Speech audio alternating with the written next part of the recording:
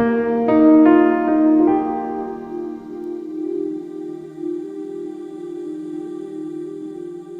this video, I'm going to talk about one of the best overall lenses from Canon I've ever owned.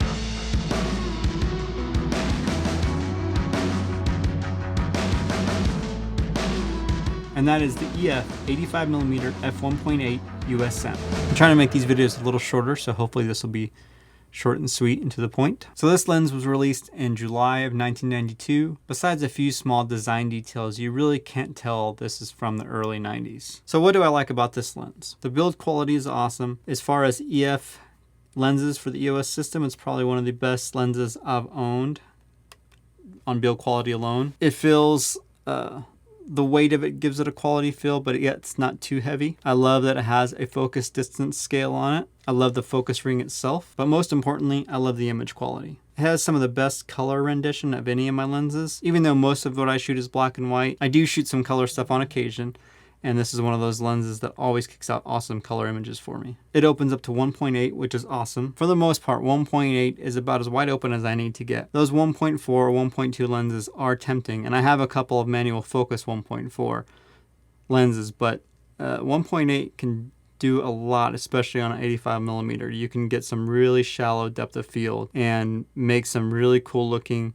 background and make your subjects pop with that background. I'm not really one to be picky at all about bokeh. I don't care exactly the shape or whatnot. I just like a well-rounded image. And one of the best things about this lens is that in every aperture you're going to get a really cool image. Obviously at 1.8 you're going to get a really cool blurry background with some bokeh. Whatever is in focus is going to be really sharp at 1.8. And then as you stop down, you're going to increase sharpness and detail. I've never really done a detailed comparison between this and some of my other lenses, but I would bet money this is the sharpest and most detailed lens I own in terms of the lenses I use for the EOS system, that is. My 50mm Nifty 50 might come close in some aspects. I turn to each lens for different uses. I don't shoot a ton of portraits, but this is great for portraits. I've done a few urban landscape type shots with this. Since a lot of what I do is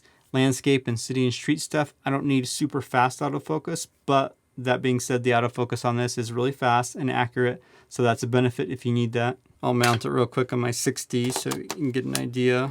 The other cool thing is nothing on the front element moves at all, so when you need to use filters, you can use filters and not have to worry about the filter moving.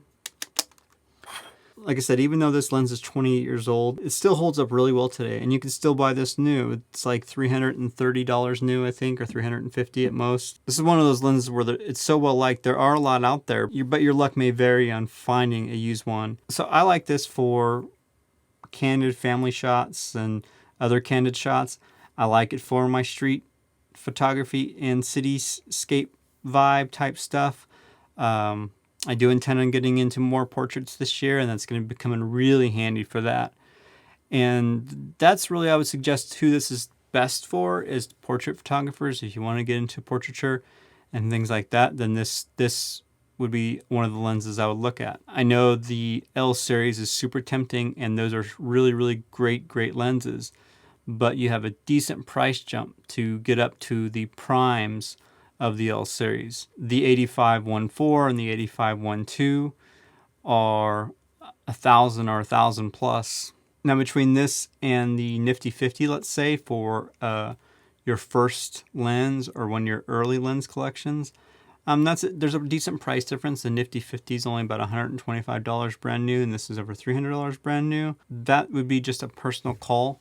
The differences would be in build quality would be one of the biggest differences. Although the Nifty 50 is really, really well built, this is just a step above overall. None of the elements on the front move at all, is where the Nifty 50 has that little portion of the lens come out when you're focusing. This has a focus distance scale. So there's just a couple things like that in terms of build quality that differentiate this from the Nifty 50. Obviously there's the focal length itself. In general, an 85mm is a little more conducive to portraiture. I'm really curious on how this might work on the RF system. Like if you adapt this to EOS R, RP, or the upcoming R5, I imagine it's going to be a great option for people that have those cameras. I hope to get one soon so I can test that out specifically.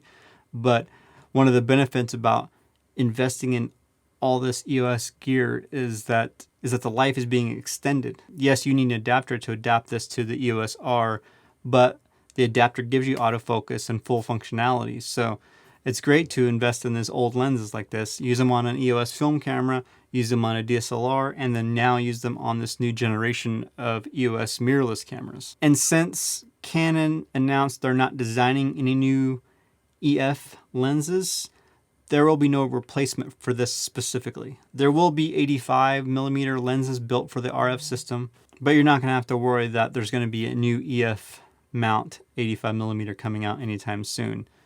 But there's really no need for it. This one is really, really great. I don't know how short this video is. I feel like it's longer than I wanted it to be.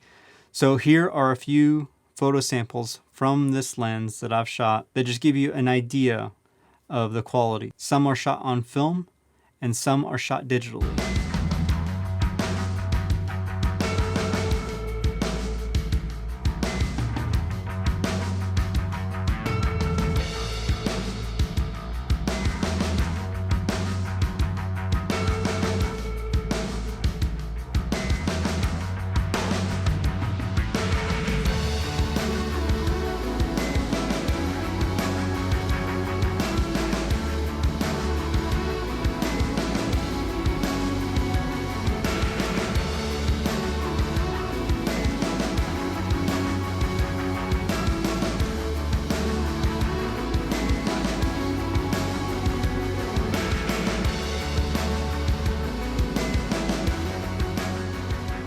So the bottom line with this lens, it's amazingly sharp, detailed, the colors are great, it's just a joy to use, and it's one of my favorite lenses. Every time I'm browsing my personal photo gallery, I'm always in awe of what I'm able to get with the Nifty 50 or this 85mm 1.8. Whether you're shooting the EOS film cameras or DSLRs or even the EOS R, and you need a really, really good, affordable portraiture lens, take a look at this one.